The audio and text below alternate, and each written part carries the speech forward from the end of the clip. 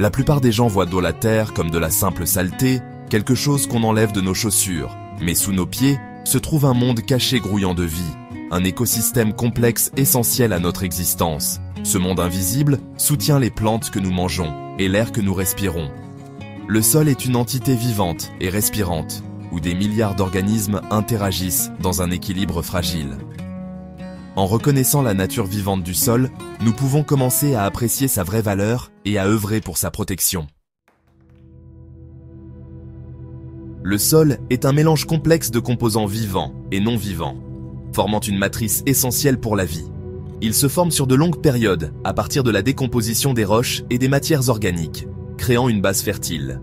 Dans ce monde caché, les bactéries et les champignons sont les moteurs invisibles de l'écosystème du sol, travaillant sans relâche. Ils décomposent donc la matière organique, libérant les nutriments dont les plantes ont besoin pour pousser et prospérer.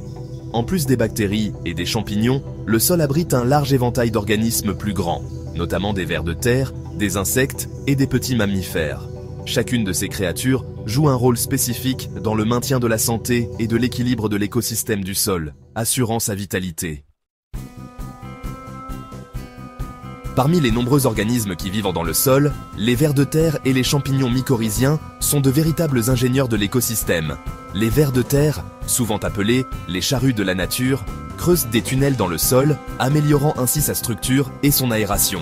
Les champignons mycorhiziens forment des relations mutuellement bénéfiques avec les racines des plantes, étendant leur portée pour accéder à l'eau et aux nutriments essentiels. En retour, les champignons reçoivent les sucres produits par les plantes grâce à la photosynthèse. Ces partenariats complexes soulignent l'interconnexion de la vie dans le sol.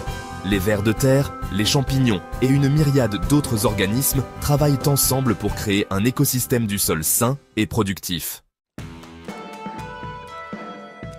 Il est temps d'agir maintenant.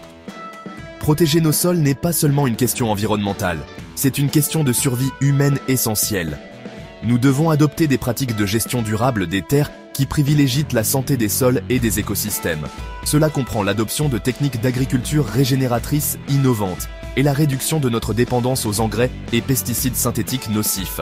Les gouvernements et les décideurs ont un rôle crucial à jouer dans la promotion des politiques de conservation des sols et le soutien à la recherche sur l'agriculture durable et innovante.